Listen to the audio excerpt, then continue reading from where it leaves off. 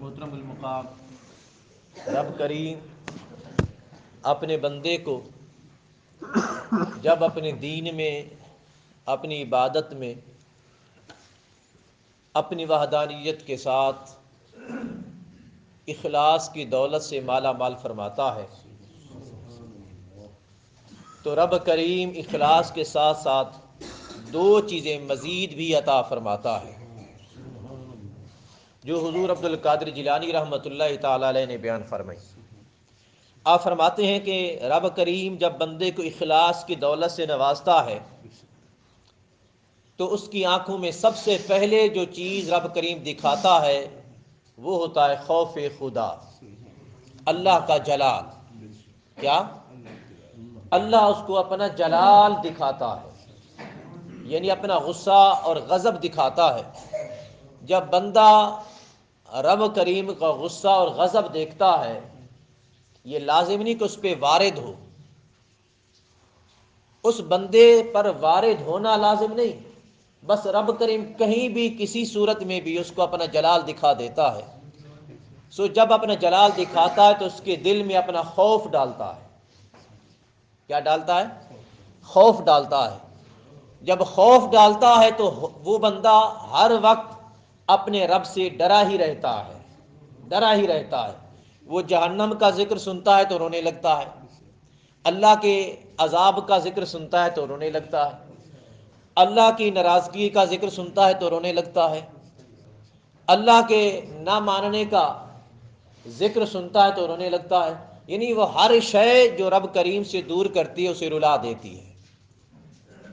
جیسا کہ تاجدار کائنات صلی اللہ تعالی علیہ وآلہ وسلم آپ نے سورہ تحریم کی تلاوت فرمائی۔ سورہ تحریم 28واں پارہ۔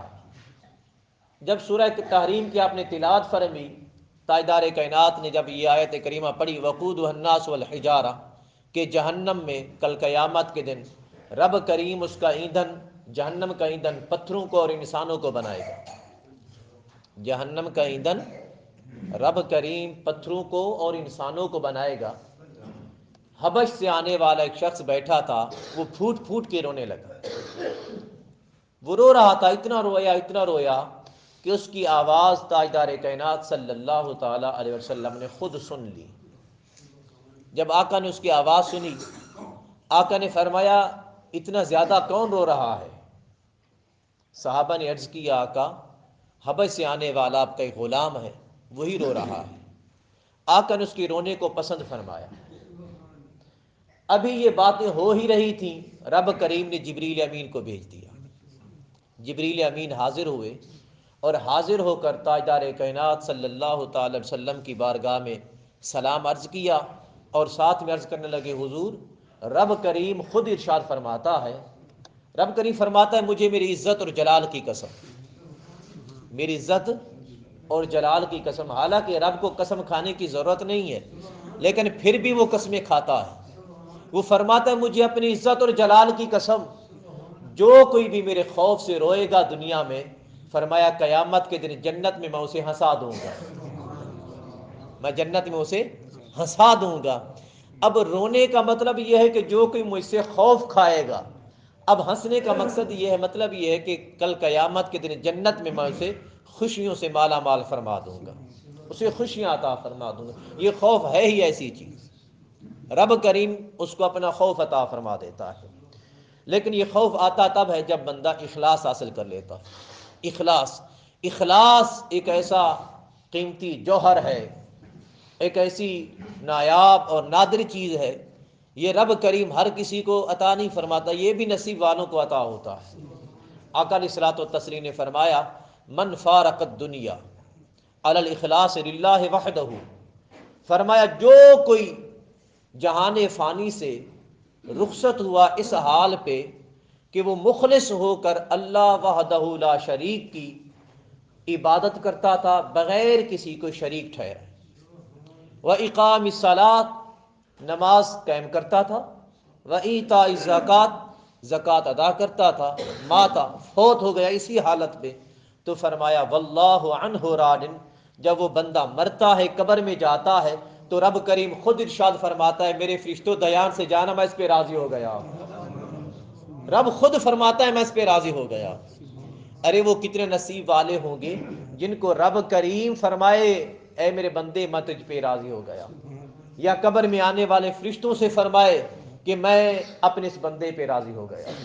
بس بات اتنا ہے, اپنی عبادت میں, اپنی نماز میں, اپنی ریاضت میں, اپنی زکوٰۃ میں, جتنے بھی عبادت کے کام ہیں جو رب تعالیٰ کے ساتھ جڑے ہوئے آپ کی عبادت کے ذریعے, ان کو اخلاص کے ساتھ کریں. اس میں ریا نہ آئے, اس میں دکھلاوا نہ آئے, اس میں طمع نہ آئے, اس میں لالچ نہ آئے, اس میں نام وری نہ آئے. بندہ اپنے نام کے لیے نہ کر رہا ہو, سو اللہ کے لیے کر رہا ہو, جتنا بھی ہو اللہ کے لیے کر رہا ہو. تو حضور عبد القادر جیلانی فرماتے ہیں مقام یہ جس کو بھی عطا ہو گیا رب کریم اس کو اپنے خوف کی دولت بھی عطا فرما دیتا ہے. پہلے نمبر پر جب خوف کی دولت مل جاتی ہے, خوف رب تعالیٰ کے جلال سے حاصل ہوتا ہے. فرماتے جب اس کو خوف کی دولت حاصل ہو جاتی ہے تو اس کے ساتھ پھر رب تعالیٰ اس کو اپنا جمال دکھا دیتا ہے, اپنا جمال عطا فرما دیتا ہے.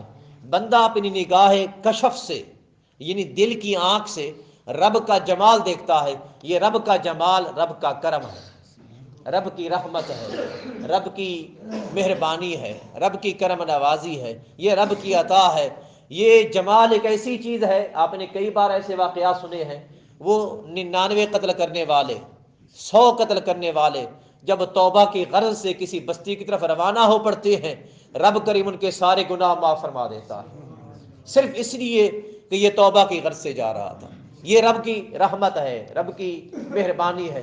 وہ جو ساری زندگی بتوں کے سامنے بیٹھنے والے, صنم صنم کہنے والے, صنم صنم پکارنے والے, کبھی بھولے سے بھی یا سمد کہہ لیتے ہیں, تو رب فرماتا ہے جی میرے بندے یہ رب تعالیٰ کی رحمت ہے, یہ رب کریم کا جمال ہے.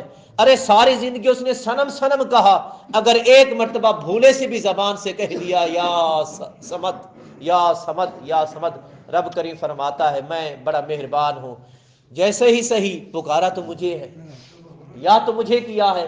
ارے بت بھی جواب نہ دے, خدا بھی جواب نہ دے, پھر فرق کیا رہے گا؟